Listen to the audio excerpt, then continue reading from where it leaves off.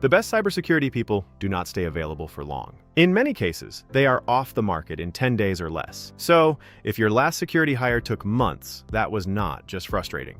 It was risky for your business and your security. Cybersecurity hiring breaks differently than most hiring. When a sales role stays open, revenue may slow down. When a security role stays open, exposure grows. Your team absorbs more alerts, more after-hours pressure, more coverage gaps, and eventually, more burnout. That is why this topic matters. You are not only trying to fill headcount, You are trying to protect the business while the role is still empty. The market explains a lot of this. Demand for cybersecurity talent keeps rising. The available talent pool is not growing fast enough to match it. At the same time, many companies say they already have skills gaps inside their current teams. That combination creates a hiring bottleneck. Roles stay open too long. Interview cycles drag out, and too many recruiters confuse keyword matching with actual qualification. a resume might say cybersecurity. That does not tell you whether someone can tune a SIM. Support a zero trust initiative, or operate well in a real incident. That gap between resume language and real capability is where companies lose time. The next issue is staffing model. Not every cybersecurity need should become a permanent hire. Sometimes contract support is the right move. You may need help for an audit or a cloud migration, or an incident response surge. Sometimes contract to hire is smarter. Security hires are high stakes, and a trial period can reduce the cost of a bad fit. Sometimes the answer is direct hire. You know you need a long-term security architect, cloud security engineer, or CISO. A SOC build-out. A penetration test engagement. Shift coverage for a managed environment. The staffing model should fit the work, the urgency, and the level of risk. Then comes the part most companies underestimate: evaluation. Real cybersecurity recruiting is not a certification checklist.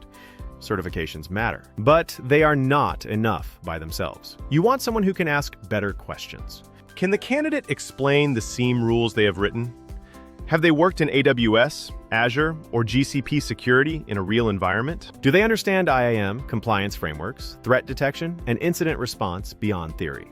That is how you separate real operators from polished resumes. It saves weeks of wasted interviews, and it protects your team from a bad hire that looks good on paper. A strong cybersecurity staffing process starts with context. What tools are in the stack? Is this a new build or a replacement? Does this person need to present to leadership or stay deep in the terminal? Once that is clear, speed matters. Not speed for the sake of activity. Speed toward a tight shortlist of people who are actually qualified. And the process should not stop at offer acceptance. In cybersecurity, follow-through matters.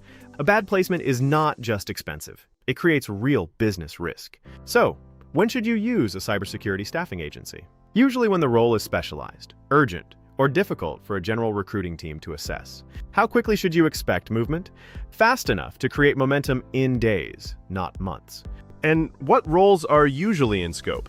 Everything from SOC analysts and security engineers to IAM specialists, threat analysts, cloud security talent, and executive security leaders.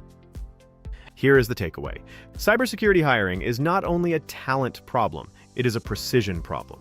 When recruiters understand the tools, the pressure, and the difference between roles, hiring gets sharper. Timelines improve, candidate quality improves, and your internal team gets relief sooner. KORE1 helps companies hire cybersecurity talent with that level of precision.